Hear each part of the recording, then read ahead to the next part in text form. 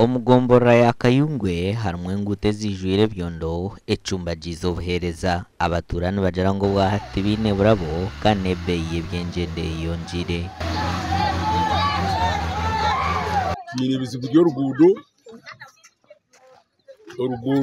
kwino uburabo kandi ubuyamba butwere cyabonga n'urugudo mushabeza manda ubusinzi komera kubona butaka igwariro no kubonabona kuza rugeyo neshirinjo mutwaro kuza kwiga rugeyo bweno turi kubonabona nenkuto ebirime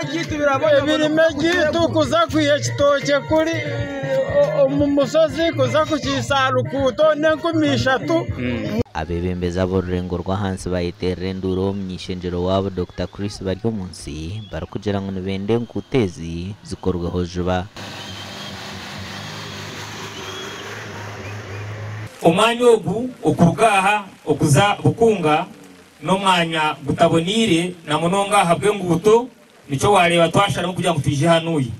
nanga twayikayo konka ni habi munonga kandi twaharambwire nkatimu yegomboro yitu ya Kayungwe nabwe twareba akaseta kutwinike goma kwa tuze mutukozeseyo katali kubasa kwakora Minister twali tukushaba nk'abanya Kayungwe nko kokora buri kimwe cyone kiri kubasika wo kubone cyumoto keshahi ibiri ni kije kiragaraka ni sampa rero haye byasigara rero tsigera byo nitureba we bari munonga minister ni mangwe ciwaho no kuragaza mugenga ruzamani bantu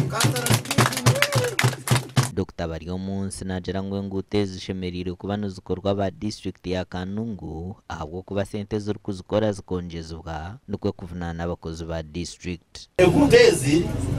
zikabire nizikorwa aba district nebyo bindi ukora kubashara rwo rukuto niba nibikora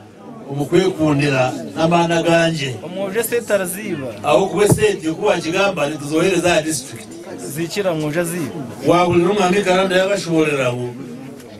ezindi kozesa data mu miliyoni imwe y'amajuto motoka beshara za kilomita nyinshi ko gabohurira ku rugamaramba kuzari kaza mugeraha wabinde miliyoni kaga ni 5 tizamara abagwe cuncu nahura bagamba kakuto kabo nito tukagambireho mu kanso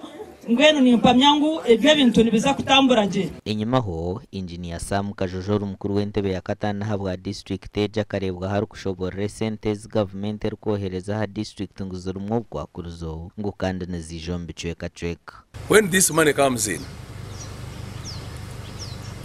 or before even it comes in, the district as the highest planning authority, the district council sits. They sit and prioritize which roads need to be worked on. ngwenu kugira ngo wabarira kilomita emwe wagabira kushangane koregwa nka almost miliyoni 10 kilomita emwe cyanje banesa ngo twagume jinkora stari kutera nduru cyanje banesa ngo nihaza gukorwa kantu kake kandi se tubohereza site nyinshi amakoraga gashakwa kweza Wilfred